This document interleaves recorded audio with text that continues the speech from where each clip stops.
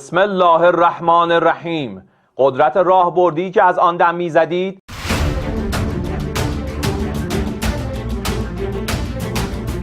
تبدیل به شکست راهبردی شده.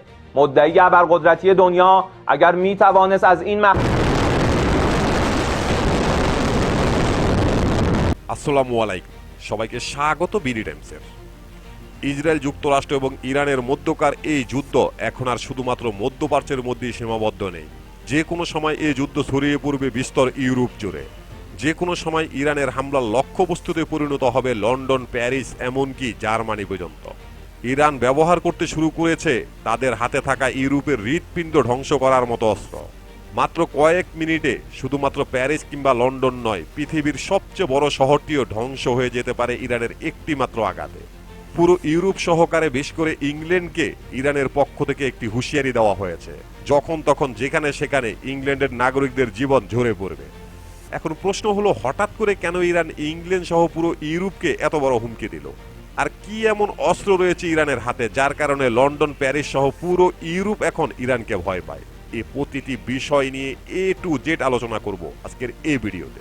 আশা করি ভিডিওটি শেষ পর্যন্ত দেখবেন। ثبات از طریق قدرت صراحتاً اعلام می‌کنیم تا موعدی که اراده ما نباشد هیچ وضعیتی به روال سابق برنمیگرد। যতদিন পৃথিবী টিকে থাকবে ততদিন ইতিহাস সাক্ষী দেবে ইসরায়েল যুক্তরাষ্ট্র এবং ইরানের মধ্যকার এই যুদ্ধে ইরানের শক্তি এবং বীরত্ব নিয়ে। পৃথিবীর সর্বোচ্চ শক্তিশালী যুক্তরাষ্ট্র ইসরায়েলের পাশাপাশি পুরো আরব বিশ্ব ইরানের সাথে যে যুদ্ধ শুরু করেছে তা ইতিহাসের পাতায় পাতায় লেখা থাকবে।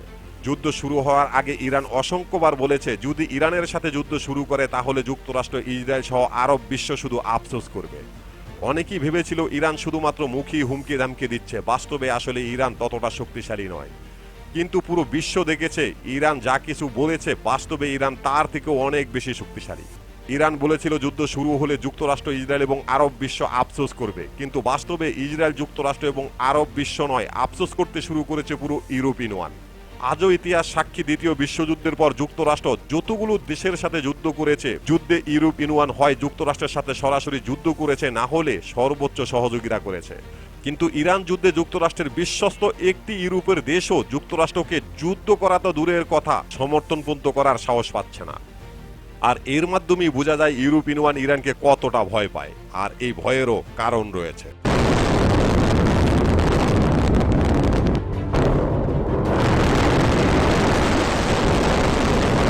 কতটা শক্তি অর্জন করে ফেলেছে ইরান, এই প্রশ্নই তোলপাড় করে দিয়েছে ইউরোপকে। না, ইউরোপিয়ান ওয়ান আরো আগে থেকেই জানতো ইরানের শক্তি সম্পর্কে, যার কারণে যুক্তরাষ্ট্র বারবার অনুরোধ করার পরও ইউরোপের একটি দেশও তাদের সহযোগিতা করেনি। আর কেন ইউরোপের মতো শক্তিশালী দেশগুলো ইসরায়েল, যুক্তরাষ্ট্র এবং ইরান যুদ্ধে ইরানের বিপক্ষে অবস্থান নেয়নি? এর কারণ এখন বিশ্বের কাছে প্রমাণিত। 4000 কিলোমিটার দূরে সমুদ্রে ভারত মহাসাগরে অবস্থিত ব্রিটিশ মার্কিন ঘাঁটি দিয়েগো গার্সিয়াকে লক্ষ্য করে একটি ক্ষেপণাস্ত্র হামলা হয়েছে। আর ভারত মহাসাগরে এই ঘাঁটিটি ইরান থেকে প্রায় 4000 কিলোমিটার দূরে। দিয়েগো গার্সিয়াকে যদি ইরান নিশানা করতে পারে তাহলে তেহরানের আক্রমণের নাগালে চলে আসতে বাধ্য লন্ডন কিংবা প্যারিসের মতো শহর। এমনকি সেই ক্ষেত্রে ইউরোপের অধিকাংশ ইরানের আক্রমণের নাগালের মধ্যে চলে আসবে। যে কোনো মুহূর্তে যে কোনো ছোট বা বড় শহরের উপরে এসে পড়তে পারে ইরানের ছোড়া ক্ষেপণাস্ত্র, হতে পারে বহু হতাহত। আর এটাই হলো ইউরোপের সবচেয়ে বড় মাথা ব্যথার কারণ। ইউরোপ আরবদের মতো এতটা বোকা নয়। ইউরোপ অনেক আগে থেকেই জানতো ইরানের হাতে ICBM রয়েছে, তাই তারা ইরান যুদ্ধে হস্তক্ষেপ করতে একদমই রাজি নয়।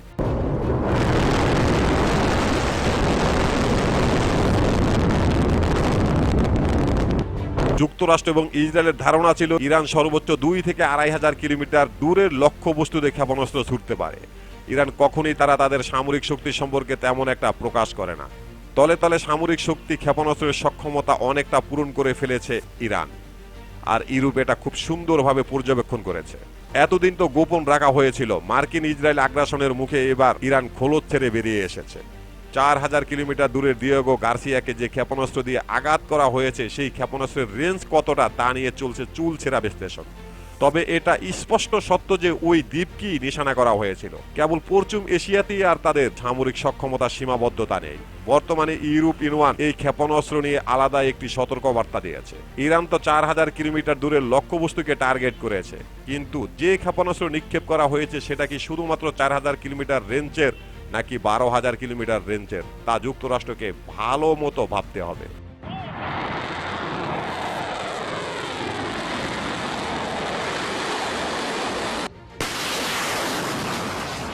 যুক্তরাষ্ট্র, ইসরায়েল এবং ইরান যুদ্ধ পুরো পৃথিবীকে অনেক কিছু শিখিয়েছে।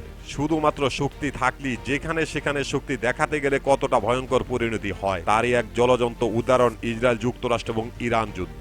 যুক্তরাষ্ট্র এবং ইসরায়েল ইরানের আঘাতে যতটা না কষ্ট পেয়েছে তার চেয়ে অনেক বেশি কষ্ট পেয়েছে এই যুদ্ধে তাদের বিশ্বস্ত ইউরোপের বন্ধু দেশগুলো তাদেরকে পুরোপুরি এড়িয়ে গেছে। ইউরোপের এই সমস্ত প্রভাবশালী দেশগুলো খুব ভালোভাবে জানে যুক্তরাষ্ট্র, ইসরায়েল এবং ইরানের মধ্যকার এই যুদ্ধ খুব সহজেই থামবে না। এর কারণ হলো যুক্তরাষ্ট্র সাধ্যমতো চেষ্টা করে যাচ্ছে ইরানের সাথে যুদ্ধটা বন্ধ করতে, কিন্তু ইসরায়েল এই যুদ্ধ বন্ধ করবে না। কারণ এই যুদ্ধের উপরে নির্ভর করে ইসরায়েলের প্রধানমন্ত্রী নেতানিয়াহুর ভবিষ্যৎ। তাই নিশ্চিত করে বলা যায় যুদ্ধ আপাতত থামছে না। এই যুদ্ধ শেষ পর্যন্ত কোথায় গিয়ে দাঁড়াবে তা ভবিষ্যতে বলে দেবে। তাই ইউরোপের প্রভাবশালী দেশগুলো এই যুদ্ধে সরাসরি নিজেদের জড়াতে একদমই রাজি নয়। তারা ইরানের হামলার শিকার হতে চাইছে না।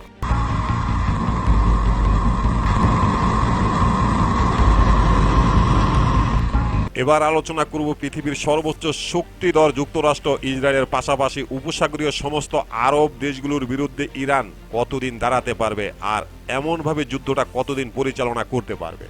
ইরান অনেক দিনই এই যুদ্ধটা পরিচালনা করতে পারবে। এর কারণ এমন একটি যুদ্ধের জন্য ইরান নিজেদের তৈরি করেছে প্রায় 40 বছর যাবৎ। 2018 সালে যখন ইরানের আইআরজিসির প্রধান কাসেম সোলেমানিকে যুক্তরাষ্ট্র হত্যা করে, এরপর ইরানের প্রস্তুতি আগের তুলনায় আরো কয়েক গুণ বাড়িয়ে দিয়েছিল। ইরান খুব ভালোভাবে জানতো যুক্তরাষ্ট্র, ইসরায়েল এবং এই সমস্ত আরব দেশগুলোর বিরুদ্ধে তারা একটি ভয়ঙ্কর যুদ্ধের মুখোমুখি হতে হবে। আর এমন একটি যুদ্ধ করতে হলে কি পরিমাণ সামরিক অস্ত্রের প্রয়োজন, কি পরিমাণ সামরিক অস্ত্র মজুত করতে হবে, এই সব কিছু ইরান কমপ্লিট করে রেখেছে। ইরানের কাছে যে অসংখ্য পরিমাণ সামরিক অস্ত্র রয়েছে তা আরও নিশ্চিত করে বলা যায় রাশিয়ার বিবৃতির থেকে। রাশিয়ার পক্ষ থেকে দাবি করা হয়েছে ইরান এখন পর্যন্ত রাশিয়ার কাছ থেকে কোনো প্রকার কোনো সহযোগিতা চায়নি। তার মানে ইরান সামরিক অস্ত্রতে এখনো সম্পূর্ণভাবে সজ্জিত রয়েছে। তাছাড়া ইরান নিজেরাই অস্ত্র উৎপাদন করে। তাই নিশ্চিত করে বলা যায় যুদ্ধটা খুব সহজেই থামছে না। এই যুদ্ধে হয়তোবা মধ্যপ্রাচ্যের মানচিত্র বদলে যাবে, অনেক দেশ মানচিত্র থেকে হারিয়ে যাবে।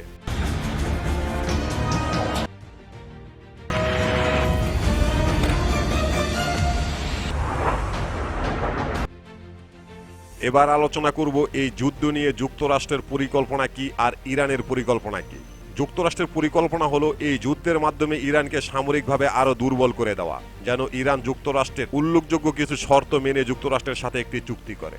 যুক্তরাষ্ট্র যেন নিজ দেশে এবং আন্তর্জাতিক অঙ্গনে বলতে পারে ইরান যুদ্ধে তারা জয় পেয়েছে।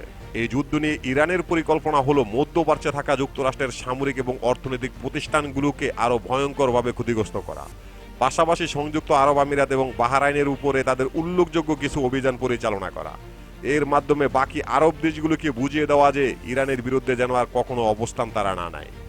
এর পাশাপাশি মধ্যপ্রাচ্যের আঞ্চলিক দেশগুলোর ভিতরে কয়েকটি মার্কিন সামরিক ঘাঁটি যেন সম্পূর্ণভাবে বন্ধ হয়ে যায়। এর মাধ্যমে ইরান ও আন্তর্জাতিক অঙ্গনে বোঝাতে সক্ষম হবে যে এই যুদ্ধে ইরান বিজয় হয়েছে। মধ্যপ্রাচ্য থেকে মার্কিনীদের তাড়াতে সক্ষম হয়েছে ইরান। আর এই কারণেই ওয়াশিংটন এবং তেহরান একে অপরকে যুদ্ধ বন্ধের জন্য বেশ কয়েকটি শর্ত জুড়ে দিয়েছে। قدرتمند نیروهای مسلح ما تضمین می‌شود. ثبات از طریق قدرت. صراحتاً اعلام می‌کنیم. তবে চাইলেই তো আর সবকিছু সম্ভব নয়। এখানে কোনো পক্ষই দুর্বল নয়। যুক্তরাষ্ট্র যেমন পৃথিবীর সর্বোচ্চ শক্তিশালী দেশ, ইরানও একটি আঞ্চলিক শক্তিশালী দেশ। যুদ্ধের জন্য ইরান নিজেদের 40 বছর যাবৎ প্রস্তুত করেছে। তাই একটা সময় দেখা যাবে হয়তোবা এই যুদ্ধ ধীরে ধীরে বিভিন্ন দেশে ছড়িয়ে পড়েছে। ইরানও আস্তে আস্তে নিজেদের অস্ত্রাগারে লুকিয়ে রাখা কিছু অস্ত্র প্রকাশ্যে আনবে, যে কোনো সময় সরাসরি যুক্তরাষ্ট্রের মাটিতে হিট করবে। ইতিমধ্যে ইউরোপের পক্ষ থেকে ঘোষণা দেওয়া হয়েছে ইরানের হাতে রয়েছে আইসিবিএম অন্তঃমহাদেশীয় ব্লাস্টিক ক্ষেপণাস্ত্র, যা ইরানের মাটি থেকে আকাশ ছিঁড়ে মহাকাশ ভেদ করে 12,000 কিলোমিটার পাড়ি দিয়ে যুক্তরাষ্ট্রের মাটিতে ভয়ঙ্করভাবে হিট করবে।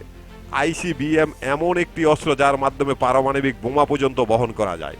একটি মাত্র অস্ত্র দিয়ে সর্বোচ্চ বড় একটি শহর কয়েক মিনিটের মধ্যে ধ্বংস করা সম্ভব।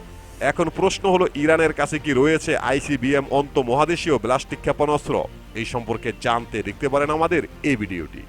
প্রিয় দর্শক, আমাদের প্রতিটি ভিডিওর ইনফরমেশন উল্লেখযোগ্য ভেরিফাই পেজ থেকে সংগ্রহ করা। এরপরও যদি ভুল হয়ে থাকে তাহলে অবশ্যই কমেন্ট বক্সে জানিয়ে দিবেন। এখানেই শেষ করছি আমাদের আজকের প্রতিবেদন। আল্লাহ হাফেজ।